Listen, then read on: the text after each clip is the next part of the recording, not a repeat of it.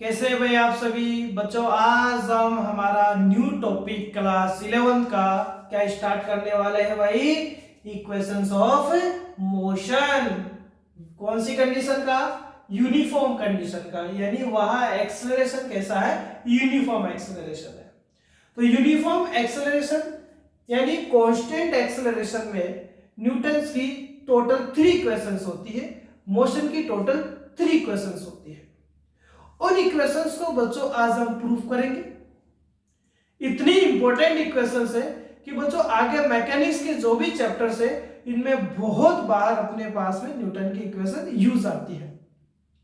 ये straight line के लिए, 1D के लिए इक्वेशंस है, और आज हम इन इक्वेशंस को ग्राफिकल मेथड से प्रूव कर रहे हैं। ग्राफ बना के हम प्रूव कर रहे हैं। तो यहां इन वर्ड्स का पहले मीन हम समझते हैं। देखो बच्चों, हमें मोशन की इक्वेशंस चाहिए, और मोशन की इक्वेशंस के लिए पहले ये पता होना चाहिए कि वो कौन कौन सी टर्म्स में इक्वेशंस आएगी। तो बच्चों मोशन की जो इक्वेशंस होगी वो डिस्प्लेसमेंट की टर्म में, डिस्टेंस की टर्म्स में हो सकती है, वो वेलोसिटी स्पीड की टर्म में होगा बच्चों, और वो टाइम की टर्म में होगा, और वो एक्सेलरेशन की टर्म में होगा।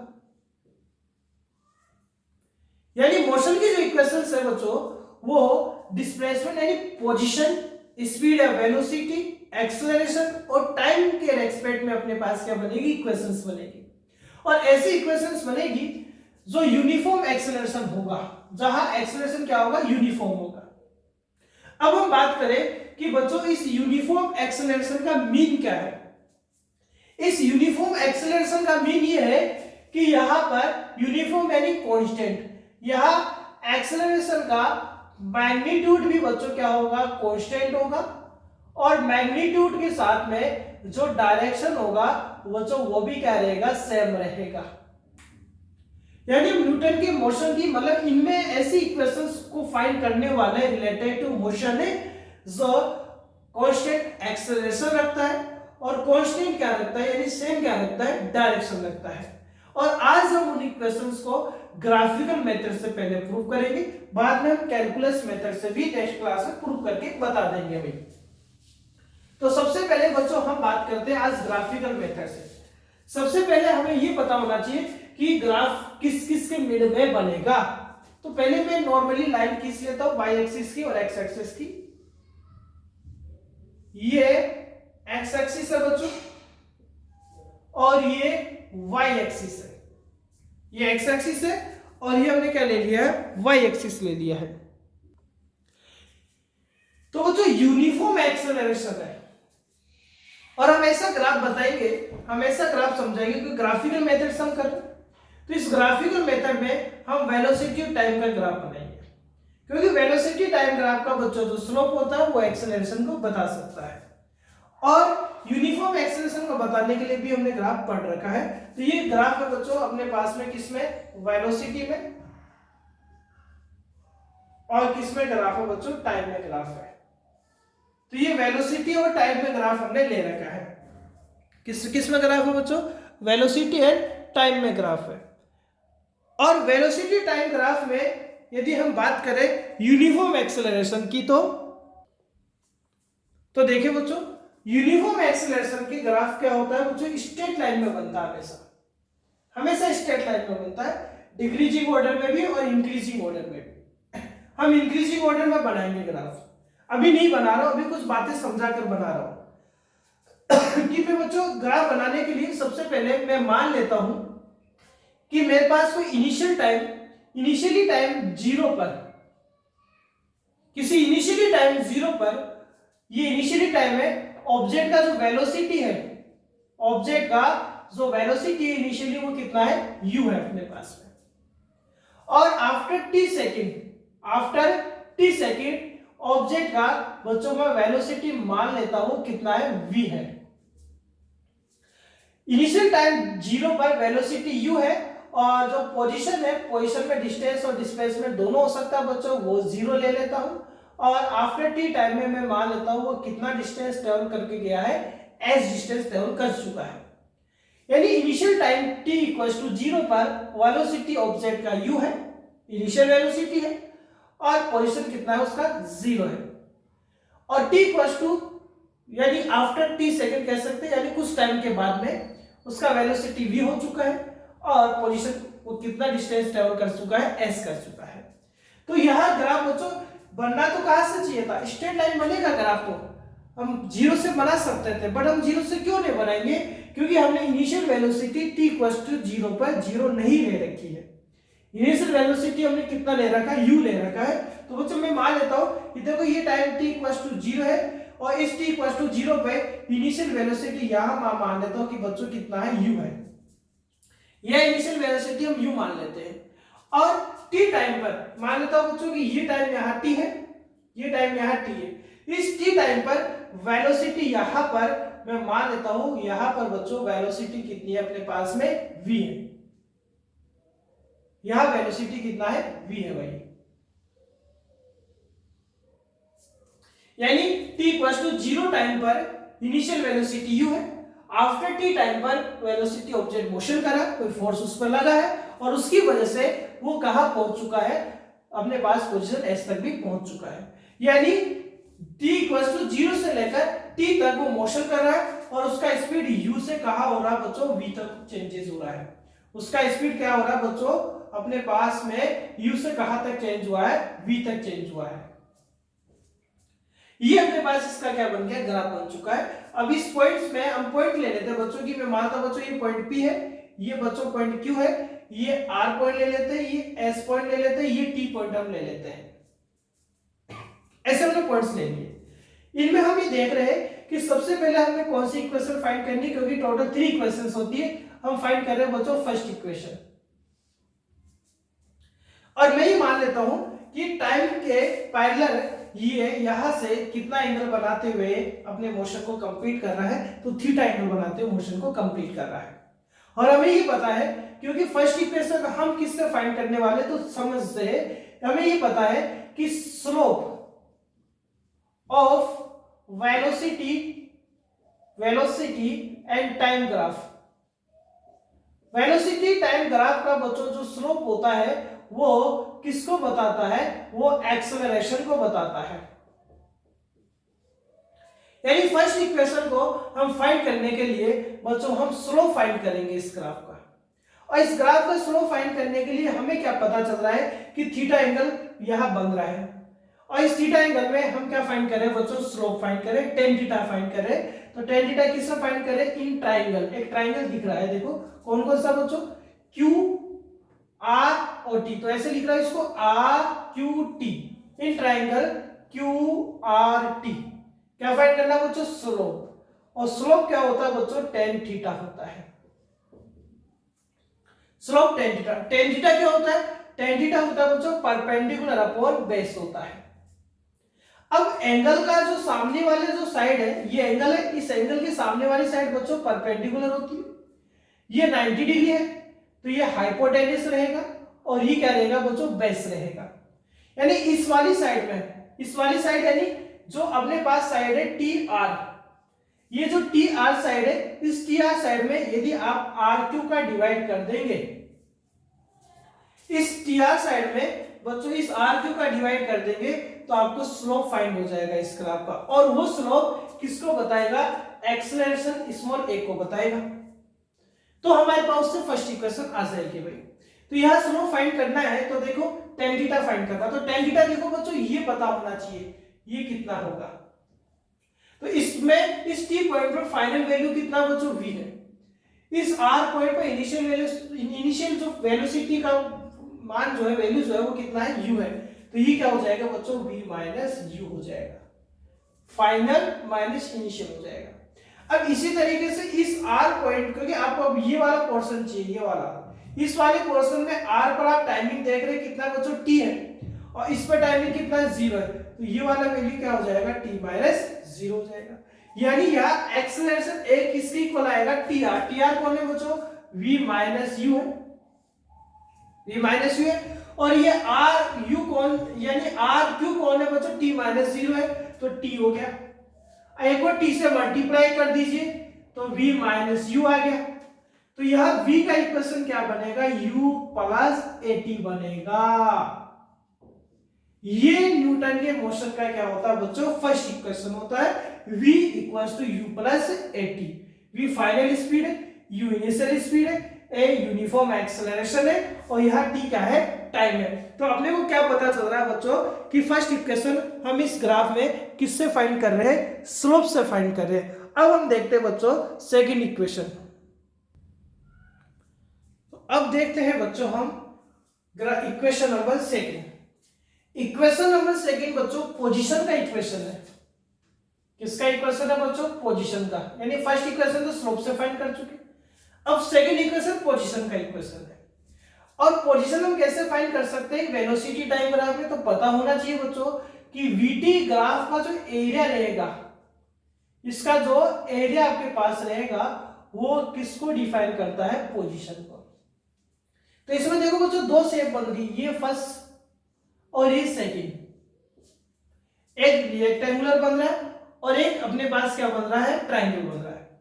यदि आप इन दोनों का टोटल एरिया फाइंड कर दें तो अपने पास इसका क्या आ जाएगा, सेकंड इक्वेशन आ जाएगा। तो वीटी ग्राफ का जो एरिया होता है वो जो पोजीशन को बताता है, और मैंने ये बता रखा है कि वो 0 से t टाइम तक कितना पोजीशन ट्रेवल कर रहा है, s कर रहा है। तो ये s आ गया। और इसके लिए हम क्या करें, इन दोनों का एरिया फाइंड कर लेते हैं। यानी एरिया ऑफ रेक्टेंगल कौन सा है बच्चों आपके पास में, रेक्टेंगल कौन सा है अपने पास में, देखो PSRQ, PSRQ, ये रेक्टेंगल हो गया। किस का एरिया, रेक्टेंगल PSRQ। और इसका एरिया यदि फर्स्ट पार्ट है, इस फर्स्ट पार्ट के एरिया में सेकंड पार्ट के एरिया को आप ऐड कर दीजिए, क्योंकि दोनों पॉजिटिव है, प्लस एरिया किसका, एरिया ऑफ ट्रायंगल। बच्चों ट्रायंगल कौन सा है, ट्रायंगल है RQT, दोनों का एरिया आप ऐड कर दीजिए, क्योंकि वेलोसिटी टाइम ग्राफ का एरिया पोजीशन को डिफाइन करता है, और हमने 0 से t टाइम तक पोजीशन कितना ले रखा है, s ले रखा है। सो देखो अब एरिया फाइंड कीजिए आप। फर्स्ट है बच्चों रेक्टेंगल का एरिया, और ये क्या होता है, l इंटू बी होता है। l लेंथ कितना है बच्चों, इसका लेंथ हो गया, यानी ये वाला पोर्शन, ये क्या हुआ बच्चों, t माइनस 0। देखो ये t माइनस 0, t माइनस 0, तो ये t माइनस 0 हो गया। इसी तरीके से हम बात करें इसका, ये कितना है बताइए, RS है। RS कौन है बच्चों, RS कौन है, RS कौन है, u माइनस 0 है। u माइनस 0 यानी कौन है, u है। तो ये u माइनस 0 हो गया, प्लस प्लस। अब रेक्टेंगल का एरिया क्या होता है, हाफ। इसका रेक्टेंगल का एरिया क्या होता है बच्चों, हाफ बेस इंटू हाइट होता है। अब बेस कितना है इसका, तो बच्चों बेस ये रहा t माइनस 0। बेस कितना है, t माइनस 0 है। हाइट इसका क्या है बच्चों, हाइट ये रहा RT, ये हाइट आपके पास में क्या है, v माइनस u है, ये v माइनस u हो गया। और न्यूटन के फर्स्ट इक्वेशन से बच्चों अभी हमने पढ़ा है v minus u equals to क्या होता है, 80 होता है। इस v माइनस u को मैं चेंज कर रहा हूं, और v minus u equals to क्या होता है, एक्सेलरेशन इनटू टाइम होता है। अभी हमने पढ़ा है कहां से, अभी हमने फर्स्ट इक्वेशन से पढ़ा है। तो s equals to second equation क्या बनेगी, u into T, ut plus half, और v माइनस u को क्या लिख रहा हूं बच्चों, a इंटू टी लिख रहा हूं, और ये t आ गया। तो सेकंड इक्वेशन न्यूटन का क्या बनेगा, ut प्लस हाफ at का स्क्वायर। ये अपने पास क्या आ गई, इसकी सेकंड इक्वेशन आ गई है। तो न्यूटन की सेकंड इक्वेशन क्या होती है बच्चों, s equals to ut plus half at square होता है। अब हम फटाफट से क्या देखते हैं बच्चों, इसका थर्ड इक्वेशन देखते हैं। तो देखिए बच्चों, अब देखते हैं इसका थर्ड इक्वेशन। थर्ड इक्वेशन देखिए बच्चों, अब ये पूरी शेप आप देखिए, आप ये पूरी शेप देखिए, ये वाली शेप, ये पूरी शेप को यदि हम देखेंगे, ये पूरी कंप्लीट शेप को, तो ये कंप्लीट शेप आपको एक ट्रापेजियम की दिखाई दे रही है। अब थर्ड इक्वेशन के लिए क्या करें बच्चों, थर्ड इक्वेशन में पोजीशन का टर्म आता है, थर्ड इक्वेशन में पोजीशन का टर्म यूज आता है। तो हम क्या करते हैं, अब बी एरिया फाइंड कर लेते हैं। अब पूरे ट्रेपेजियम का एरिया हम फाइंड करते हैं, यानी एरिया ऑफ किसका बच्चों, ट्रेपेजियम का। और ये जो ट्रेपेजियम आपके पास आ रहा है, पूरा जो ट्रेपेजियम आ रहा है वो कौन सा है बच्चों, P P U U T T और एस। तो इसका एरिया फाइंड कर दीजिए, ट्रेपेजियम का एरिया पूरे का फाइंड कर दीजिए। पी यू टी एस क्या है, पी यू यू नहीं क्यू है भाई, क्यू ले रखा है हमने, उस पॉइंट का नेम क्यू ले रखा है। तो देखो पी क्यू टी एस, इसका एरिया फाइंड कर दीजिए। इसका एरिया फाइंड करेंगे, अपने पास क्या आ जाएगा, थर्ड इक्वेशन आ जाएगा। अब ये थोड़ा सा अपने बड़ा पड़ेगा, थोड़ा सा कैलकुलेशन इसकी बड़ी है। तो एरिया क्या होता है, सबसे पहले हम उसकी बात करते हैं कि एरिया क्या होता है। एरिया सुनते रहना, एरिया। अब आपको पता है कि एरिया किसको बताएगा, तो एरिया बच्चों पहले बात तो पोजीशन को बताएगा, वेलोसिटी टाइम ग्राफ है। तो ये एस हो गया। अब ये एरिया क्या होगा, एरिया देखो इसका एरिया क्या होगा बच्चों, ये आमने सामने की जो साइड है जो इक्वल नहीं आ रही है, जो इक्वल नहीं आ रही है, इनको आप ऐड करें। एरिया सिखा रहा हूं मैं कैसे फाइंड करते हैं। आमने सामने की जो साइड है कौन सी बच्चों, कौन सी साइड है, एक तो पी क्यू है, इस पी क्यू में ऐड कर दीजिए किसका, आप ऐड कर दीजिए बच्चों टी पी का, टी एस टी का, एस टी, एस टी पूरा एस टी आएगा, एस टी। यानी ये वाली जो साइड है, इस वाली साइड में इस पूरी साइड को ऐड कर दीजिए, ये वाली पूरी साइड। आमने सामने की जो अनइक्वल साइड है उसको ऐड करते हैं हम। मैं सिखा रहा हूं कि कैसे फाइंड करते हैं, फॉर्मूला रटवा नहीं रहा भैया आपको। तो एरिया के लिए क्या किया, पी क्यू और सामने की साइड क्या हो गया आपके पास, एस टी, ऐड कर दीजिए। फिर मल्टीप्लाई कीजिए बच्चों उसके बेस से, उसका जो प्रॉपर बेस आ रहा है। प्रॉपर बेस कौन सा आ रहा है बच्चों, इसका पी एस आ रहा है। तो आप पी एस से मल्टीप्लाई कर दीजिए और सब में किसका डिवाइड कर दीजिए, 2 का डिवाइड कर दीजिए। ऐसा करने पर अपने पास में क्या आएगा, पोजीशन, यानी पोजीशन मतलब एरिया आएगा ट्रेपेजियम का, यानी half P Q plus S T into P S. ये ट्रेपेजियम का क्या आ गया आपके पास, एरिया आ चुका है, जिसको हम इक्वेशन नंबर फर्स्ट दे देते हैं। यानी एरिया फाइंड करने के लिए ये साइज को ऐड कीजिए और इसके बेस से आप मल्टीप्लाई कीजिए और 2 का क्या कर दीजिए, डिवाइड कर दीजिए। तो अपने पास क्या आ जाएगा, इसका एरिया आ जाएगा। और एरिया किसको डिफाइन करेगा, यहां वेलोसिटी टाइम ग्राफ का एरिया पोजीशन को डिफाइन करेगा। तो अब इसको सोल्व कर देते हैं। देखो बच्चों ये जो पी क्यू आ रहा है वो तो चलो पी क्यू आप देखें, क्या पी क्यू बच्चों आपके पास में आर टी के इक्वल आ रहा नहीं आ रहा, आर एस के, ये ऐसे भाई आर एस के इक्वल आ रहा नहीं आ रहा। देखिए कौन सा, ये पी क्यू वाला पार्ट, ये जो पी क्यू वाला पार्ट है, ये पी क्यू वाला पार्ट किसके इक्वल आ रहा है बच्चों, आर एस के इक्वल आ रहा है नहीं आ रहा बच्चों, आ रहा है नहीं आ रहा, बिल्कुल आ रहा है। तो हम पी क्यू को किसके इक्वल लिख देते हैं बच्चों, यहाँ आर एस के इक्वल लिख देते, आर एस आ रहा है। अच्छा एस में आप कंफ्यूज हो जाएंगे, तो मैं बच्चों यहाँ पोजीशन को क्या करता हूँ, यहाँ पोजीशन को अभी एक्स मान लेता हूँ ताकि आप एस में कंफ्यूज ना हो। यहाँ पोजीशन को एक्स मान लिया हमने, यहाँ पोजीशन एक्स आपके पास है, एस यहाँ पॉइंट की बात कर रहा है। तो यहाँ पी क्यू इक्वल टू क्या हो गया, आर एस हो गया। तो एक्स पोजीशन क्या हो जाएगा, हाफ पी क्यू। और बच्चों पी क्यू कौन है, आर एस है, और प्लस कौन हो गया, एस टी हो गया, प्लस कौन हो गया, एस टी अपने पास हो सकता है। देखो आर एस हो गया, ये आर एस हो गया, और ये कौन हो गया अपने पास, एस टी हो गया, प्लस इंटू पी एस है। अब आपको पी एस फाइंड करना है। अब हमें क्या करना है बच्चों, यहां पी एस का वैल्यू हम फाइंड करेंगे, और पी एस का वैल्यू देखो कौन से मेथड से फाइंड करते हैं। तो देखिए बच्चों, यहां हम ट्रेपेजियम का एरिया जब हमने फाइंड किया, तो ये एरिया अपने पास है, समझाए कैसा है, पी क्यू जो है, ये जो पी क्यू है, यानी ये वाला पोर्शन है, ये पी क्यू किसके इक्वल कर दिया, आर एस के, क्योंकि दोनों इक्वल है, तो हमने पी क्यू की जगह आर एस लिख दिया। अब हम पी एस का वैल्यू फाइंड करना चाह रहे हैं, और पी एस का वैल्यू फाइंड करना चाह रहे हैं तो हम एक्सेलरेशन की टर्म में चाहते हैं, और एक्सेलरेशन स्लोप से आएगा। तो हम क्या करते हैं, कौन से ट्राइंगल में, आर, ये क्यू, और इस टी ट्राइंगल में स्लोप फाइंड करते हैं। यानी स्लोप फाइंड कर रहे हैं किसमें, इन ट्राइंगल, कौन कौन सा बच्चों, आर क्यू टी है, और स्लोप किसको बताएगा, एक्सेलरेशन को बताएगा। और एक्सेलरेशन क्या है, tan थीटा होगा, स्लोप यानी क्या होगा, base perpendicular upon base, perpendicular कौन होगा बच्चों, आर टी होगा, ये आर टी हो गया। और बेस कौन होगा बच्चों, आर यू होगा। आर यू, यू यानी यू के ऊपर कौन सा पॉइंट है, क्यू पॉइंट है, तो आर क्यू हो गया। यानी अपने पास में क्या होगा, ये आर टी इसका परपेंडिकुलर हो गया, और ये कौन हो गया अपने पास, आर क्यू, ये क्यू पॉइंट यहां है, तो आर क्यू इसका बेस हो गया। अब हम ये देख रहे हैं बच्चों, इस आर टी को क्या लिख सकते हैं, इस आर टी को इस पूरे में से यदि इतना सा पोर्शन माइनस कर दे, पूरा पोर्शन कितना है बच्चों आपके पास में, यहां पूरा पोर्शन हमने एस टी ले रखा है, तो आर टी को एस टी माइनस क्या लिख सकते हैं, एस आर भी लिख सकते हैं भाई, आई एस आर लिख दो या आर एस लिख दो, ये लो।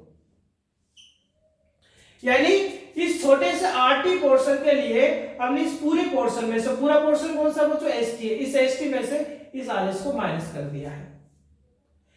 डिवाइड में कौन है, आर क्यू, देखो आर क्यू, और आर क्यू किसके इक्वल है बच्चों, ओ एस के तो इक्वल आ रहा है, इसी पोर्शन के तो इक्वल आ रहा है आपके पास में। मतलब हम ये देख पा रहे हैं, ये देखो ये वाला, क्योंकि हमें क्या करना होगा, हमें यहां पर वैल्यू देखना भी होगा।